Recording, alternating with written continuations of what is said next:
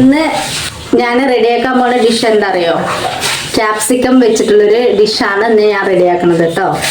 അപ്പോൾ അത് എങ്ങനെയെന്ന് നോക്കാം. പാന് ചൂടായി വന്നിട്ടുണ്ട്. വെളിച്ചെണ്ണ ഒഴിച്ചു കൊടുക്കുക.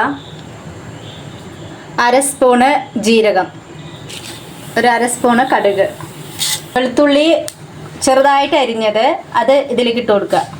പിന്നെ ചെറിയ ഉള്ളിയാണ് എടുത്തിട്ടുള്ളത്. ചെറുള്ളി കുറച്ച് കൂടുതലായിട്ട് എടുക്കണം ഇതുണ്ടാക്കുമ്പോൾ.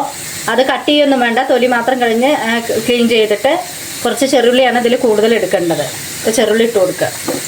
കറിവേപ്പില, ഉള്ളി, ചെറിയ ഉള്ളി നന്നായി ബ്രൗൺ കളറായി വരണം. അതുവരെ ഇതൊന്ന് അടച്ചു വയ്ക്കുക. ഉള്ളിയുടെ നിറം മാറി വന്നിട്ടുണ്ട്. ഇനി ക്യാപ്സിക്കം ഇട്ട് കൊടുക്കുക.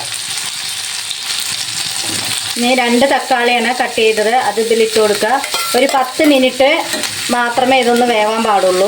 കുറച്ച് ഉപ്പിട്ട് കൊടുക്കുക. ഇനി മഞ്ഞൾപ്പൊടി ഇട്ട് കൊടുക്കുക. 1 സ്പൂൺ മല്ലിപ്പൊടി, 1 സ്പൂൺ മുളക് പൊടി, ഒരു 1/2 സ്പൂണ് കുരുമുളക് പൊടി, ഒരു 1/2 സ്പൂണ് ജീരകം പൊടിച്ചത്, ഇഞ്ചിയും വെളുത്തുള്ളി പേസ്റ്റ് ആക്കിയത് 1 സ്പൂണ്. കുറച്ച് മല്ലിയില ഇട്ട് കൊടുക്കുക.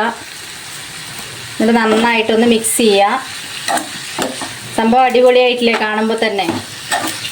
ഇത് നമുക്ക് രസം സാമ്പാറൊക്കെ നമ്മൾ ഉണ്ടാക്കുമല്ലോ, അപ്പോൾ അതിനെ സൈഡ് ഡിഷായിട്ട് നമുക്കിത് ഉപയോഗിക്കാം. അതിനോടൊപ്പം തന്നെ ചപ്പാത്തിക്കും ഇത് കൂട്ടി കഴിക്കാം നമുക്ക്. പിന്നെ നമുക്കിതിൻ്റെ കൂടെ 2 മുട്ട ചേർത്ത്, അതായത് ഇവിടെ ഈ ഒരു ഗ്യാപ്പ് ഉണ്ടാക്കിയിട്ട് നമുക്ക് കുറച്ച് എണ്ണ ഒഴിച്ച് കൊടുത്തിട്ട് അതിൽ 2 മുട്ട ഉടച്ച് കഴിഞ്ഞാൽ കുറച്ച് കുരുമുളക് പൊടി മുട്ടയുടെ മേലെ ഉപ്പും കുറച്ച് ഇട്ട് കഴിഞ്ഞാൽ അത് ആംപ്ലേറ്റ് മാതിരി തന്നെ എടുത്തിട്ട് അത് കട്ട് ചെയ്തിട്ട് നമുക്കിതിൽ കൂടെ മിക്സ് ചെയ്യാം. പക്ഷെ ഇപ്പോൾ ദശമി ആയതുകൊണ്ട് ഞങ്ങളിതിൽ മുട്ട ഇട്ടിട്ടില്ല, അതുകൊണ്ടാണ്. ഇനി മുട്ട ഇട്ടിട്ട് ഒരു ദിവസം ഇതുപോലെ ഉണ്ടാക്കിയിട്ട് അത് കാണിച്ചു തരാം.